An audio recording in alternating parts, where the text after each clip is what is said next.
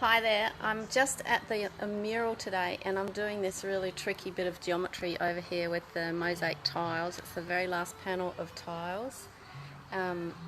It's taking quite a long time to do these details over here. I'll just take you over there so you can see it.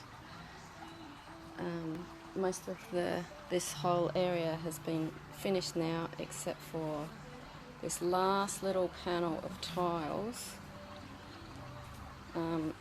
So I thought I'd just show you the process that I'm using.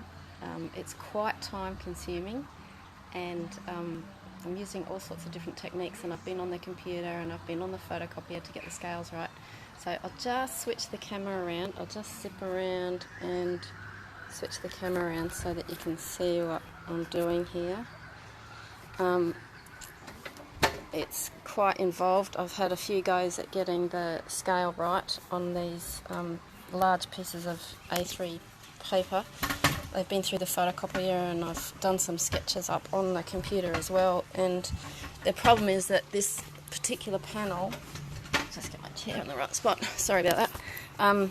This is at an angle, so the panel over here is flat facing forwards straight to us, so that's fairly straightforward.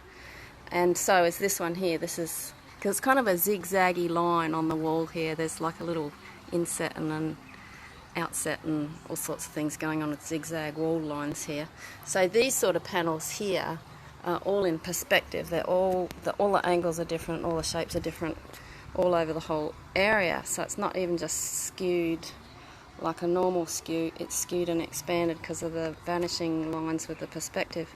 So I've got these photocopies of the geometry that I've done, and I had to get it to the exact scale. It ended up having to be 93% of the previous version that I tried, and this one's working well.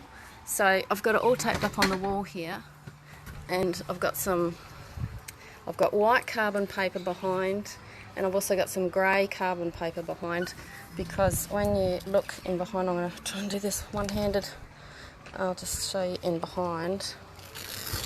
The gradient on the wall means that I can't see white carbon, this is graphite paper, against the pale colour. So I'm using grey over there and then a white one over there. So then I'll be able to see it, so I have to keep repositioning those pieces of carbon paper. But I'm basically just tracing over all of these lines like this, grinding it in with a biro because the pencil doesn't work. It has to be a really grinding through with a biro, and I have to kind of trace every one of these, and then I've got to get a paintbrush in my hand and paint every one of these. So all the other ones that I've done have been stenciled, and there's lots and lots of stencils, but it's fairly fast process. So I was thinking with this one, I just had a moment where I just sat back and thought, now this could be quicker just to cut one single stencil, just to use once to do the job, and then it would have a similar sort of look of the edges.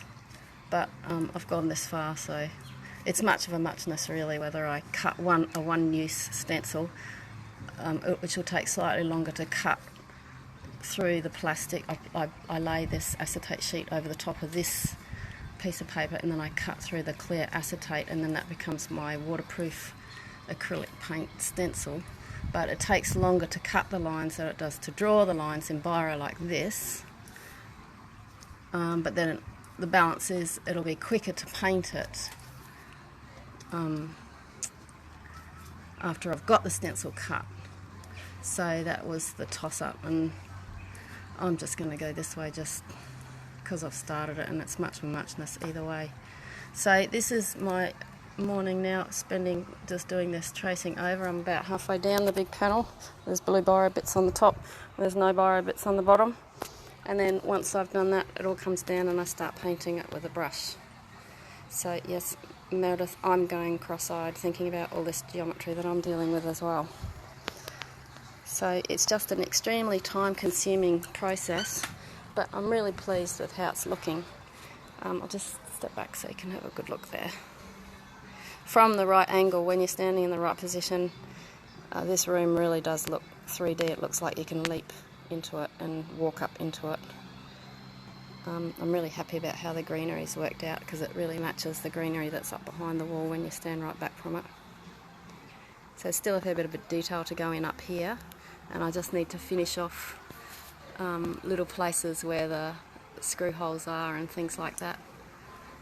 So I need to hide all these lines. This is the join line. It's got some really super duper silicone for the infill panel that I painted in the studio. So I've still got to go up there and up the ladder and just tidy up those screw holes so they disappear, and then finish off this little line of calligraphy across here, and then same over there, there's a little line of calligraphy that needs to be finished, and then that whole top area is finished, and then it's just kind of basically this background area here.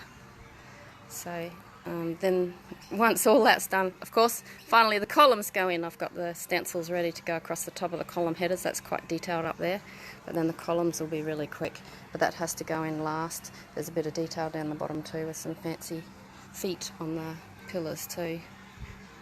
So the columns, I think the columns are going to be fairly quick, so I'm leaving them to last because there's so much that crosses over. I have to mask all of this all the time.